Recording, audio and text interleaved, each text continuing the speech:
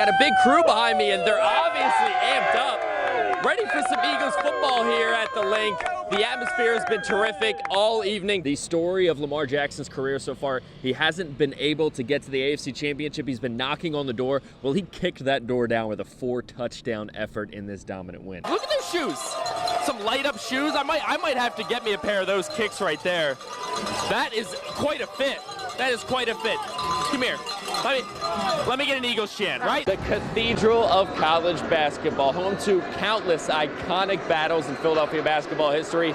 Penn State and Michigan are writing another chapter on this storied hardwood, but on opposing sidelines are a father and son who for years treated the Palestra as a second home. It all comes down to just 18 more holes of golf. Our contenders are wrapping up on the 18th green to determine a 2024 U.S. Women's Open winner here at Lancaster Country Club. So I marched down to Carlisle, okay? Carlisle, and what do I find? There is no Carlisle in 6A. All of this is made up. We don't know what any of the power rankings are. We don't know who is going to get in the playoffs, and I have completely lost my mind. I was a little bummed. I just exceeded the weight limit to ride one of the ostriches. I'm hoping maybe if I hit the gym a little bit next year, we'll see. There you go. I'll get you with some of the jockeys. We'll put you on a fitness plan, and we'll get you ready for next year.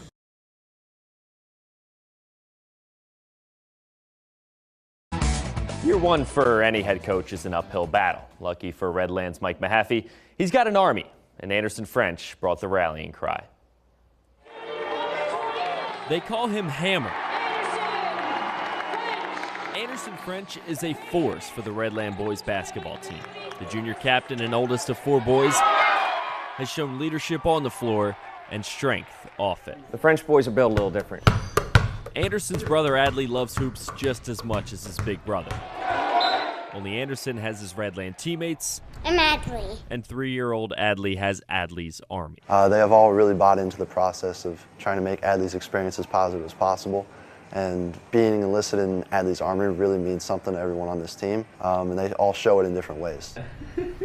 But why does Adley need an army? The French family first noticed something was wrong in October. He would say, "Mommy, my head hurts, I have a headache," and then sometimes he would throw up, but then be better. So that went on for about 4 or 5 days. A radiologist with Penn State Health, Christy wasn't taking chances. They took Adley in for an MRI. When Christy came out of that room with that sort of stoic, shocked, crushed, all at one time look on her face, I knew we were in trouble.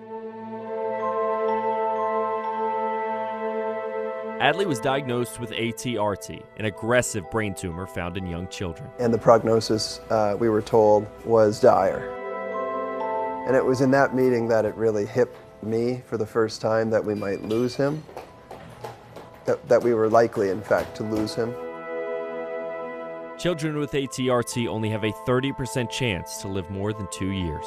Let's not live on day 100 or 200 or 300, let's just live today. Adley is receiving constant care at Penn State Hershey's Children's Hospital, but sports keep his mind off treatment. Many people here at the Med Center refer to him as the mayor because he goes around to everybody here, physicians, the people in the dietary department, custodians, everyone is engaged with him to play basketball or baseball or race with him or dance. Yes, or dance. Tad enlisted the Redland basketball team into Adley's army at the start of the season, and they wear it like a badge of honor as Adley watches every game from his hospital room. Here we have Adley's jersey. It's a little big for him now. It's been autographed here, as you can see, by all the guys on the team, and he does wear it at very important stages throughout his therapy, including MRI days. Those are the days that tell us, if this is working or not. If we can make him smile one time a day, that means the world to everybody in this program. Beyond basketball, Adley's army has grown into the entire Redland community. It certainly takes a village to help one on their journey through cancer treatment. Adley and his family have a long, difficult road ahead, but their experience rooted in competition has Adley's army ready for battle. Hoping that we can save Adley's life is obviously the game winner, but that's in God's hands. His life is having a great legacy that won't be measured necessarily by the number of days in his life, but by the quality of them. And you ready? Here we go, Adley Bear. We really learned a lot of those lessons from sports as well. I like your shoes.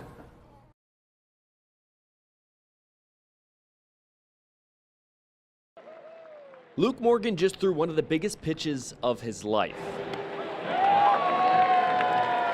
The Mechanicsburg senior baseball player threw out the first pitch for his favorite baseball team before his Orioles took on the Blue Jays at Camden Yards. I always imagined, wearing the jersey out there, being the professional, but having the opportunity to throw the first pitch means a lot. But they don't let just anyone throw out the first ball.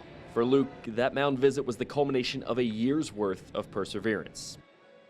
Last June, Luke was admitted to the hospital with an accelerated heart rate. He was diagnosed with cardiomyopathy. My heart was slowly getting enlarged. The blood wasn't getting pumped through completely all the way through my body. A ventricular assist device kept Luke's heart pumping as he spent 2 months on the heart transplant list. Finally, in February, Luke successfully received a heart transplant. Everything has gone according to plan, but he can't yet return to the game he loves. It's definitely been difficult, especially watching my high school team winning a district championship and going into states. Being sidelined didn't stop Luke from being the best teammate in the dugout. Staying around the game has been vital for Luke in his recovery. Baseball has definitely been a huge part of everything that's been going on. It's always gotten me through everything. I go home, go to sleep to baseball, watch baseball. It's always on my TV, so it's definitely a stress reliever, and it's always great to watch a baseball game. Doesn't hurt that his favorite ball club is nearly 10 games over 500 either. But I grew up, coming to the Orioles games and watching them and always cheering for them, so it means a lot to have the opportunity to come out here and talk to the players and meet them and get to know the team and everything. And as for that first pitch, a new heart didn't keep Luke from delivering some heat. Asked the manager for a spot, maybe come out of the bullpen, so I don't know. I'm right there with Felix Bautista and the 100-mile-per-hour fastball, so we're right there. Well, that first pitch is far from the last pitch that Luke hopes to throw. The Mechanicsburg senior plans to reclassify and play again in 2024. Reporting from Oriole Park, Jared Phillips, ABC 27 Sports.